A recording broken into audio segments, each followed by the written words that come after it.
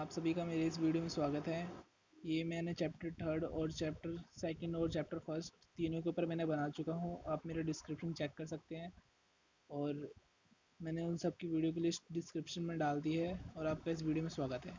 चलिए अब हम चैप्टर स्टार्ट करते हैं। Chapter third, history, class 11। और हमारा पहला क्वेश्चन है, और ऑल एक और बात, ये ओनली इम्पोर्टेंट नोट्स हैं और इससे बाहर कुछ नहीं आएगा आपके पूरे पेपर में, ये गारंटी 100%। और इसके पीडीएफ और मेन क्वेश्चंस मैंने यहाँ पर करवा दिया और इसकी जो पीडीएफ है, मतलब और भी ज़्यादा मेन क्वेश्चंस की, वो मेरे डिस्क्रिप्शन में है, आप वहाँ से कॉपी डाउनलोड कर लेना। चलिए हम स्टार्ट करते हैं। फर्स्ट क्वेश्चन, रोम के सभ्यता के पतन के 5 कारण बताइए। इसको भी बहुत घुमा फिरा के पूछ सकते हैं, पर आपको क्वेश्चन नहीं आंसर सब कुछ ध्यान में रखना है। तो इसका पहला पॉइंट है, मतलब 5 कारण बताने हैं। पतन क्यों हुआ, पतन मतलब उजड़ना, रोम का सभ्यता क्यों उजड़ा। तो हमारा पहला पॉइंट है, रोम की सभ्यता का सबसे बड़ा कारण था समाजवाद तथा युद्ध। और युद्ध और समाजवाद था वो उनके रोम का पतन का कारण था। समाजवाद के कारण रोम का लोकतंत्र समाप्त हो गया। लोकतंत्र समाप्त हो गया तो उसका भी पतन हुआ। ठीक है, ये मुख्य कारण था। और अगला अगला पॉइंट है हमारा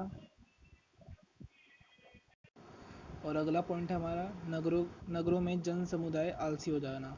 और जन समुदाय दोस्तों, अगर अगर नगर के आदमी ही आलसी हो जाएंगे तो फिर वहाँ के सेना वेना सब आलसी, तो फिर रक्षा कौन करेगा। तो इसकी वजह से भी रोम का साम्राज्य का पतन हुआ। और अगला पॉइंट है हमारा, राजनीतिक संघर्ष तथा भ्रष्टाचार। और राजनीतिक संघर्ष तथा भ्रष्टाचार, और ये बढ़ गया वहाँ पर रोम साम्राज्य में, जिसकी वजह से अगर भ्रष्टाचार बढ़ेगा तब तो फिर पतन होना ही होना है। और राजनीतिक भी बढ़ गया, वहाँ पर संघर्ष बढ़ गए। अब चलते हैं हम अगले पॉइंट पे। और अब अगला पॉइंट है, ईसाई धर्म के फैलने से रोम, यहाँ पर से आएगा दोस्तों, ईसाई धर्म के फैलने से रोम सम्राटों की शक्तियाँ कम हो गई और उसका पतन का मुख्य कारण बनी।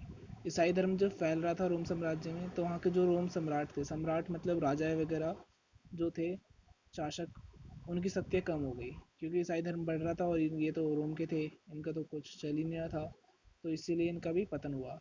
और जर्मन कबीलों के आक्रमणों से रोम के साम्राज्य की शक्तियाँ बहुत ही कम हो गई। जब जर्मन के कबीलों ने जब इन पर हमला किया तो इनके आधे से ज़्यादा सैनिक तो यूँ मर गए थे, जिसकी वजह से इनका पतन हुआ। अब हम चलते हैं अगले। और हमारा अगला क्वेश्चन है, रोम सम्राटों में नारी की क्या स्थिति थी, रोम साम्राज्य में, सॉरी। तो अभी अगर ये क्वेश्चन किसी में भी आ जाए, रोम साम्राज्य में जब नारी की स्थिति पूछे, तो उस वक्त नारी की स्थिति बहुत ही अच्छी थी, और बहुत ही अच्छी थी। चलो हम इसको मैं मेन पॉइंट्स करवा देता हूँ, आप देख लो।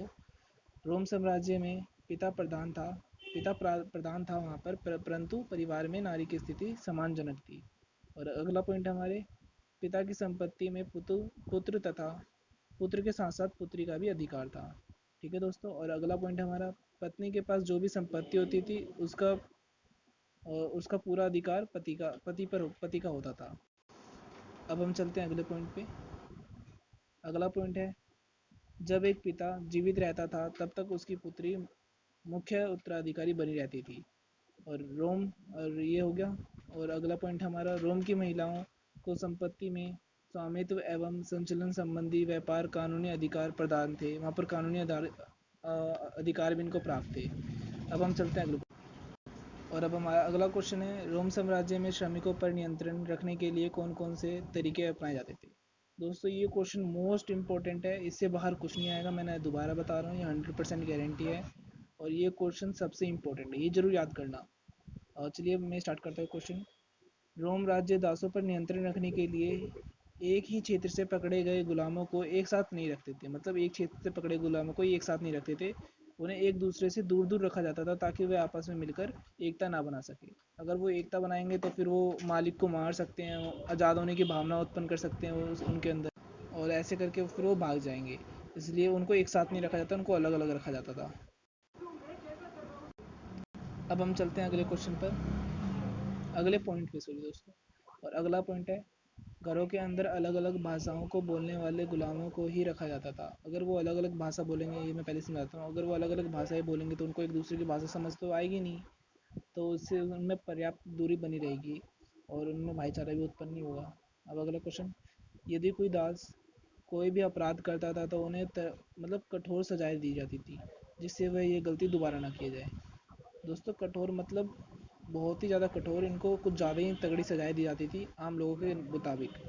अब अगला पॉइंट है हमारा, कई कई बार दासों को लंबे समय तक जानबूझकर एक ही काम करवाया जाता था ताकि वह अन्य लोगों से ना मिल पाए और उनमें भावना उत्पन्न ना हो, और साम्राज्य में दासों पर नियंत्रण इसी प्रकार रखा जाता था।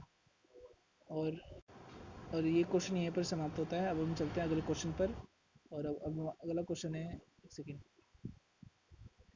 अब हमारा अगला क्वेश्चन है, गृह युद्ध किसे कहते हैं। तो गृह युद्ध, दोस्तों पहले ये सुन लो, ये छोटे क्वेश्चन हैं, ये भी बहुत इंपॉर्टेंट होते हैं।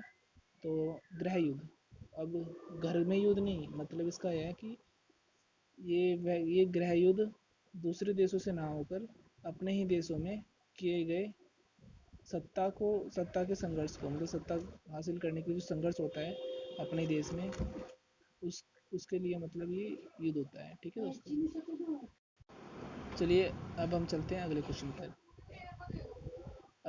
अगला क्वेश्चन है हमारा, और हमारा अगला क्वेश्चन है, रोम के राज्य की इतिहास के 3 मुख्य खिलाड़ी कौन थे। ये भी बहुत इंपॉर्टेंट है, इसको बहुत घुमा फिरा के पूछ सकते हैं। ये हमारा अगला पॉइंट है, राजा मतलब राजा होते थे जो अपने राज्य के मुख्य होते थे और यह शासन व्यवस्था चलाने के लिए प्रसिद्ध थे। और इसके बाद आता है अभिजात वर्ग, जो राजा के बाद आते थे और इनमें आर्थिक रूप से संपन्न लोग आते थे। और सेना, और ये तीसरी हमारी सेना खिलाड़ी होती थी, जिनका मुख्य कारण होता था, और ये लास्ट में होते थे, ठीक है, और जिनका मुख्य कारण होता था युद्ध लड़ना और देश की रक्षा करना। यहाँ हमारा क्वेश्चन ख़त्म होता है। और इससे ज़्यादा इंपॉर्टेंट जो क्वेश्चन है, मतलब इससे ज़्यादा नहीं, इससे थोड़े कम जो मेन थे वो तो मैंने करवा दिए, जो इससे थोड़े कम है वो मैंने उसमें पढ़े हैं नोट्स में, और पीडीएफ में मैंने कर रखे हैं, आप वहाँ से डाउनलोड कर लीजिए। वो भी इम्पोर्टेंट्स है और ये भी इम्पोर्टेंट्स है, आने दोनों हैं, आप वहाँ से डाउनलोड कर सकते हैं और इससे बाहर कुछ नहीं आएगा। थैंक यू पूरा वीडियो देखने के लिए, और लाइक एंड सब्सक्राइब ज़रूर करें।